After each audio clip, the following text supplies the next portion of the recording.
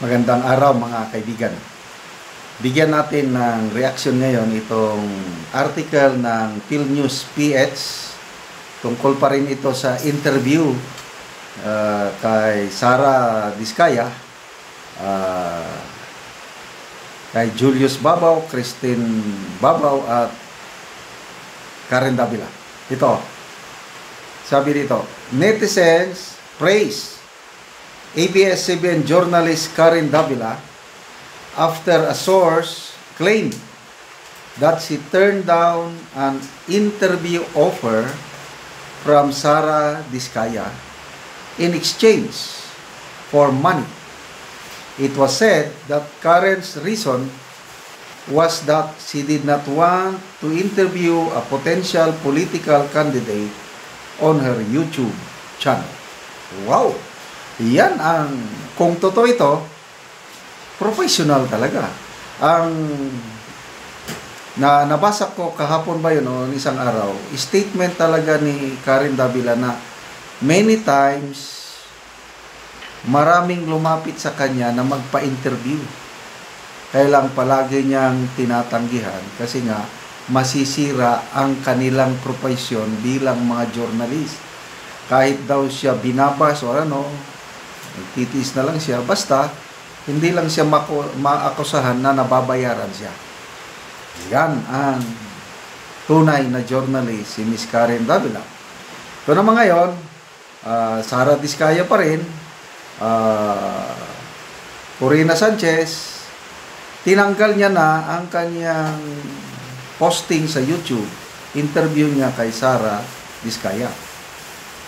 Ito ngayon, article pa rin ng PhilNews Fits, lumabas. Nasa online, yung Christine Bersola, wife ni Julius Babaw, na ini-endorse niya si Sara Diskaya.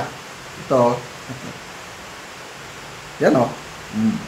Diba si Tintin Christine Babaw yan? Kaya this. Siya ba ito? I am not sure, no? Siya. Okay. Lumalabas. Basahin ko, Christine, also known as Tintin, was a news presenter and television host. Together, they have a Julius and Tintin Babaw YouTube channel aside from their personal channels. Just recently, Julius' interview with businesswoman Sara Diskaya became controversial. It was because Pasig City Mayor Vico raised a concern. Allegedly, that interview as well as one conducted by Corina Sanchez had a huge monetary value. Because of this, netizens criticized Corina and Julius for allegedly transgressing the code of ethics in exchange for money to interview a potential candidate. Both of them denied that they were paid millions for the feature.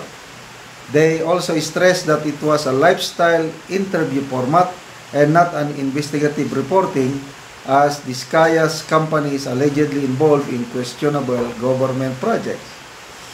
And ito na, a netizen shared on Reddit a clip from Christine Bersola Babaw interview with Team Sara, who went against the team of Mayor Vico Soto in the 2025 midterm elections. In the clip, Christine said that Pasigueños, the Pasig, now had known deeper the candidates who were her guests at that time. She even said good luck to one of them, Team Sara, ayan, kaya this, she said while gesturing the finger heart. Ayan. Kaya this was Sara Diskaya's campaign slogan. In the comment section of the Reddit post, netizens Islam Christine Bersola Babaw. Here are some comments. Nilabas dito. Ay, mag-asawa na wala na ang kredibilidad. Halata naman sino hinihimod puwet ng mga iyan. iba rin kasi lifestyle niyong dalawang mag-asawa na yan. Lucky naman pareho. Ito naman, Julius Bobo. Alipin ng salapi itong mag-asawang ito. Binabasa ko lang ang mga comments ha. Team Sara, may pa-thumbs up pa. Halatang enabler itong wale. Malaki ang kwarta, kaya G na G. Nagkataon ba na former reporters, anchors sila ng ABS-CBN?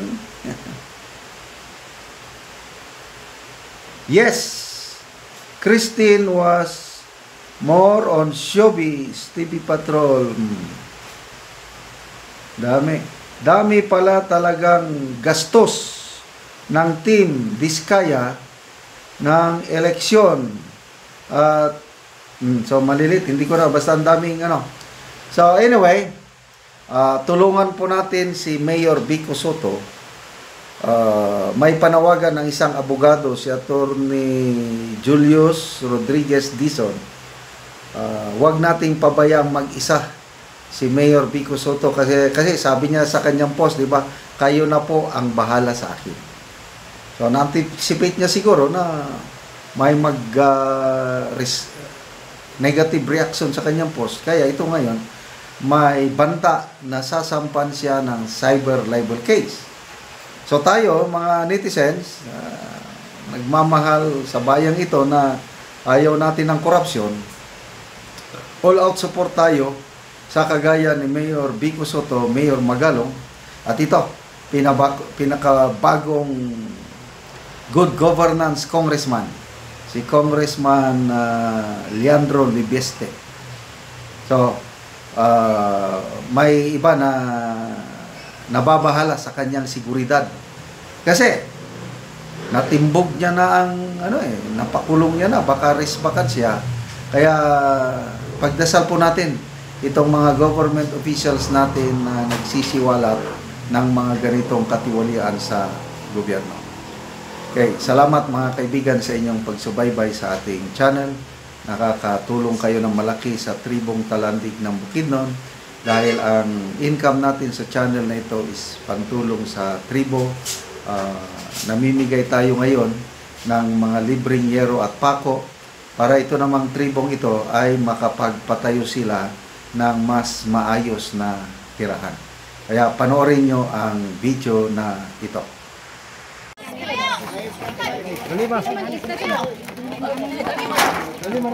Paglista, pwede.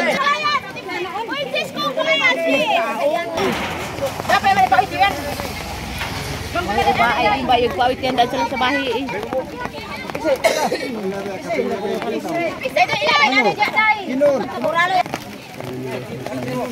Yan may tatanong ko sa...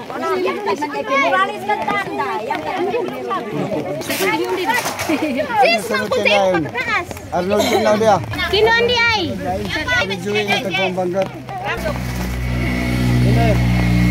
Amo na ni ang gipambugkos sa mayero ang hatag sa mga tao. So dagan dito sila kay Lubinta Kabalay. Ang tabangan og yero.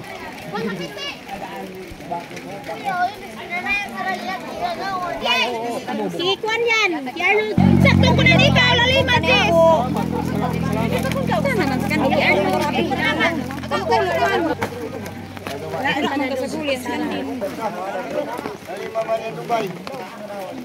Tol, iba ko. Ito sa tag-iya.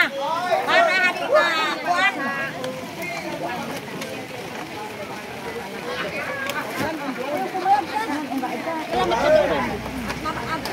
Kusog-kusog gid ang ulan.